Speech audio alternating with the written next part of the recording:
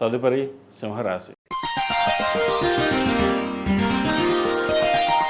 సింహరాశి వారికి ఈ వారం మిశ్రమ ఫలితాలు గోచరిస్తోంది. రాష్ట్రాధిపతి అయిన రవి 6 ఉన్నారు. కుజ శుక్ర బుధుల్లో కలిసి సప్తమాధిపతి అయిన శని అష్టమంలో ఉన్నారు. అష్టమ శని నడుస్తోంది. అష్టమ శని వీరికి అంత అనుకూలంగా లేదు. వృత్తి ఉద్యోగంలో చిన్నపాటి మెంటల్ టెన్షన్స్ ఉండే అవకాశం ఉంది. వ్యాపారంలో ఆర్థిక అభివృద్ధి బాగున్నప్పటికీ ఖర్చుల మటుకి అధికంగా ఉంటుంది. ₹1 వస్తే ₹2 ఖర్చు ఉంటుంది. అదేవిధంగా పర్సనల్ లోన్స్కి క్రెడిట్ కార్డ్స్కి దూరంగా ఉండడం చెప్పదగినది. ఒక చోట ఇన్వెస్ట్మెంట్ చేయడం కోసం ఇంకో చోట అప్పు చేసి చేయాల్సిన పరిస్థితి ఉంటుంది. సాధ్యమైనంత వరకు అవసరమైతే ఇన్వెస్ట్మెంట్ చేయండి, లేకపోతే కామ్గా ఉండి తర్వాత చూద్దాం అనే భావనకు వెళ్ళడం చెప్పదగినది. అదేవిధంగా నూతన ఉద్యోగ ప్రయత్నాలు ఎవరైతే చేస్తున్నారో కలిసి వస్తుంది. అయితే ఉద్యోగం చేదాకా వచ్చి చేజారిపోయే అవకాశాలు కూడా లేకపోలేదు. వచ్చిన అవకాశాన్ని సద్వినియోగపరిచిన కంటే మెంటల్గా స్ట్రెస్ అనేది ఎక్కువగా ఉంటుంది. ఆఫీస్లో స్ట్రెస్ కంటే ఇంట్లో స్ట్రెస్ ఎక్కువగా ఉంటుంది. వాళ్ళు ఇదన్నారు లేకపోతే వీళ్ళు అదన్నారని ఏదైనా సరే సామరస్యంగా ఉండి అందరికీ సమాధానం చెప్తూ మీ పని మీరు చేసుకోవడం చెప్పదగినది. లేకపోతే నలుగురిలోనూ మాట పడడం, ఇటువంటి దీనివల్ల కెరియర్ మీద ఇంపాక్ట్ అనేది పడే అవకాశం గోచరిస్తుంది. అదేవిధంగా నూతన గృహం కొనాలనే ఆలోచన ఉంటుంది. అయితే ఇప్పుడు కొందామా తర్వాత కొందామా అని ఆలోచిస్తారు. ప్రస్తుతానికి ఏదైతే ఉందో సేవింగ్స్కి వెళ్ళండి. నూతన గృహం అనేది మార్చి తర్వాత ప్రారంభించడం చెప్పదగిన సూచన. అదేవిధంగా వైద్య వృత్తులు ఉన్న వారికి, చార్టెడ్ అకౌంట్స్, ఫినాన్స్ సెక్టర్స్లో ఉన్న వారికి చాలా అనుకూలంగా ఉంది. రియల్ ఎస్టేట్ రంగంలో ఉన్న వారికి కొంత ఇబ్బందికరమైన వాతావరణం అని చెప్పవచ్చు.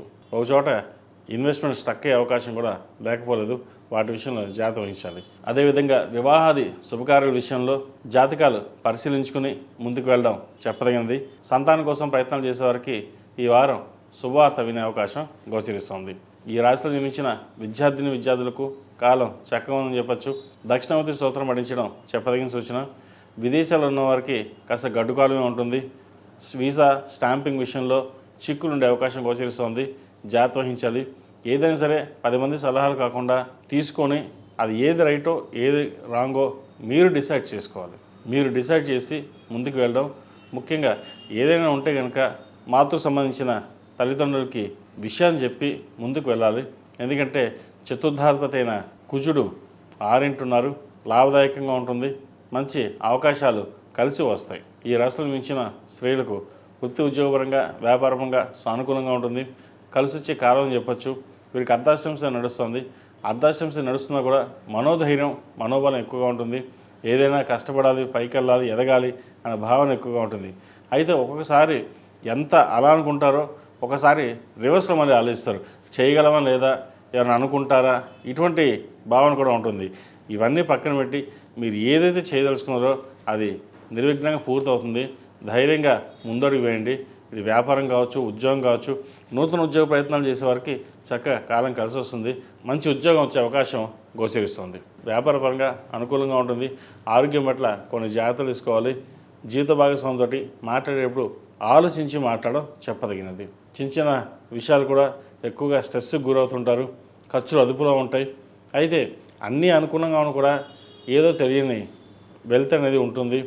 వాళ్ళన్నారా వీళ్ళన్నారా లేదా కెరియర్లో సహోద్యోగుల డిస్టర్బెన్స్ ఏదో ఒకటి. ఇవన్నీ పక్కన పెట్టినైతే మీ వరకు మీరు ఆలోచించే విధానం ఏదైతే ఉందో అది కరెక్ట్ అవుతుంది. కాబట్టి కెరియర్ పరంగా ఫినాన్షియల్ పరంగా అందరి మాటలు వినండి, కానీ డెసిషన్ మేకింగ్ మీద ఉండాలి.